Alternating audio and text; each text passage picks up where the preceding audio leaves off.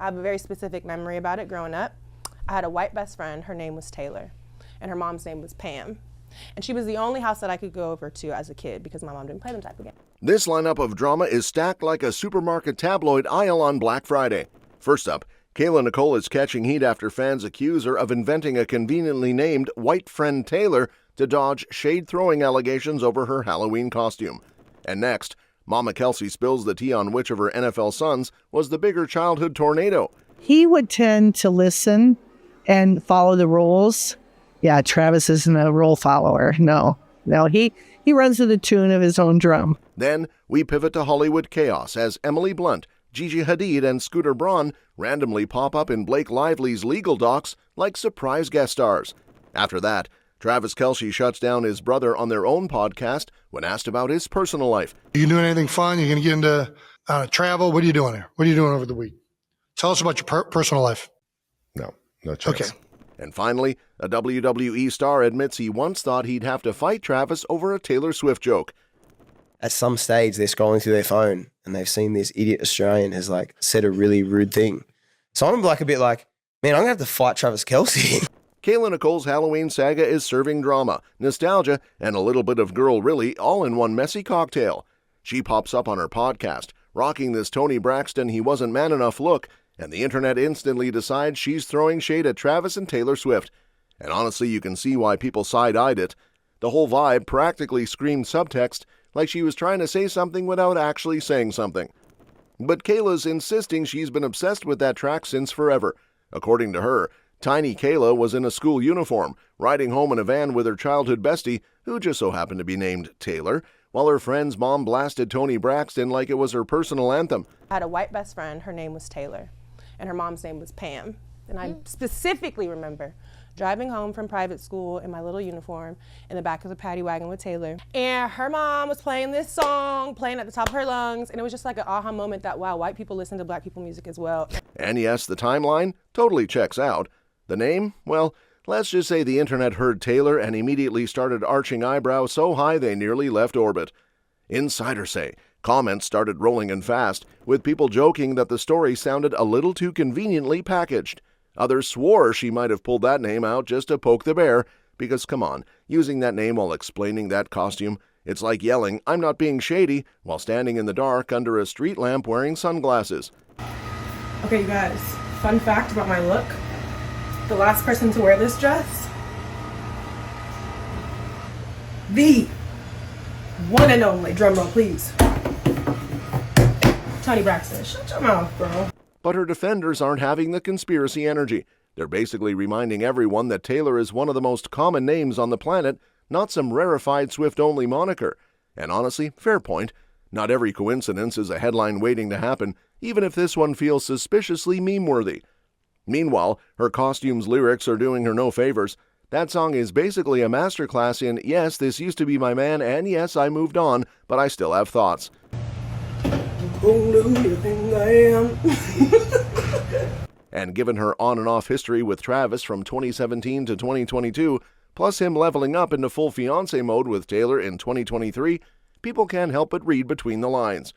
Then you've got Swifties chiming in, convinced Taylor's own track Opalite was her version of a musical eyebrow raise at the old relationship. Fans even dug up that clip of Kayla filming Travis while he clearly wanted out, and suddenly lyrics about someone being in her phone hit a little too on the nose. And speaking of on the nose, the Kelce chaos clearly didn't start in adulthood. It was practically baked into the family DNA from day one, because Donna Kelce is proving that raising Jason and Travis was basically like raising two lovable, destructive golden retrievers with opposable thumbs. She jumps onto Kayla Kelce's podcast straight from Disney World, which already feels like a metaphor, and Kylie casually asks which brother was the bigger handful. Donna doesn't even blink. She says Jason technically looked easier because he was the responsible oldest, the one who actually processed the concept of rules. I think Jason, because he was the oldest, but especially with Jason, he would tend to listen and follow the rules. Meanwhile, Travis? Yeah, baby Travis was apparently treating rules like decor. Nice to look at, but zero intention of using them. Travis isn't a rule follower. No, he runs to the tune of his own drum. Then Donna drops the kind of childhood story that immediately explains literally everything about adult Travis.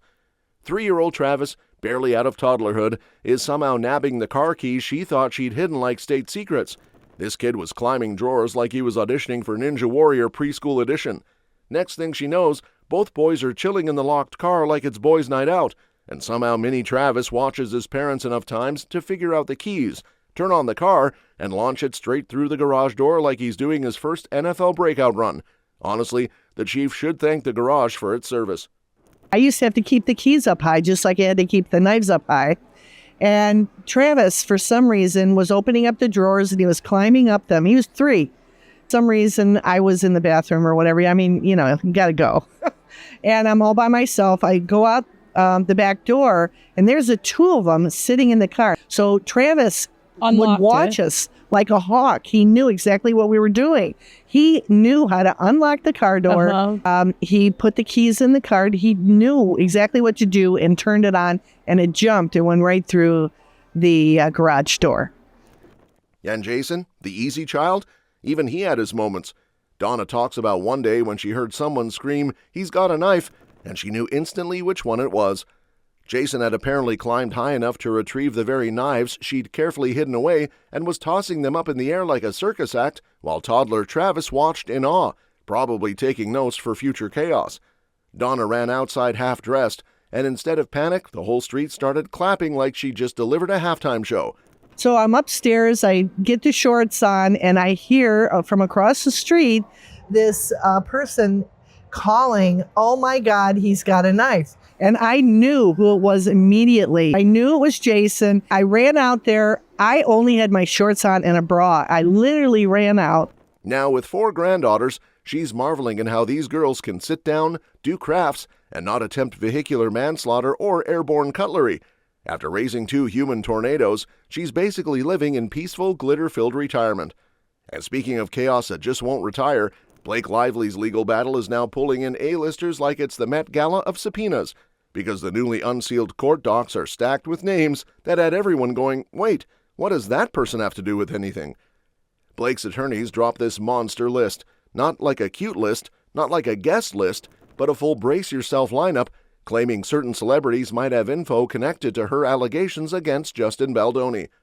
And when insiders say jaw dropped, they weren't exaggerating. Ryan Reynolds? Expected. He's the husband. It's basically his job to know the tea. But then Emily Blunt shows up on the list like she's been accidentally CC'd into drama she didn't sign up for. Gigi Hadid's name hits the page, and suddenly everybody's imagining her giving testimony while wearing sunglasses and holding a green juice. And Scooter Braun? At this point, if there's Hollywood conflict happening, that man's name appears like he's the industry's accidental Where's Waldo. But the real plot twist is Taylor Swift being listed, despite Baldoni previously trying to drag her into a deposition. Blake's team is basically saying she may know things about meetings, conduct, editing, production drama, and alleged retaliation, even though she didn't step foot on set.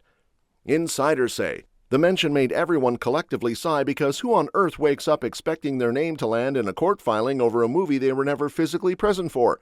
And her friends, Ashley Avignon and the entire Haim sibling squad, end up on the list too, like they've suddenly been drafted into an emotional legal Olympics. Then you've got Hugh Jackman and Michelle Morone showing up like bonus characters who wandered into the wrong courtroom. Add Blake's Sisterhood of the Traveling Pants crew, Alexis Bledel, America Ferrera, Amber Tamblyn, and suddenly this document reads like someone tossed Hollywood into a blender and listed whoever floated to the top. Meanwhile, reps for some of these celebs are apparently avoiding their inbox like it owes them money. And with Blake accusing Baldoni of harassment and a smear campaign, and his countersuit getting tossed, the whole thing is shaping up like Hollywood's messiest group project, where everyone's name ends up on the document, whether they did anything or not. And speaking of names being tossed around, Travis Kelce is refusing to let his be added to anything that even smells like personal life talk, because the man just shut down his own brother on their podcast like he was swatting a fly with a sledgehammer. So Jason, being the wholesome older brother energy he always brings, tried to make friendly, casual chit-chat on New Heights. He's genuinely just asking what Travis is up to during the bye week, maybe imagining he'd share a cute story about a vacation, a hobby, or literally anything besides football. But Travis? Nope. He goes full Fort Knox. He basically tells Jason he's not sharing squat because the only thing occupying his brain right now is the Chief season. It was the verbal equivalent of slamming a door shut and deadbolting it.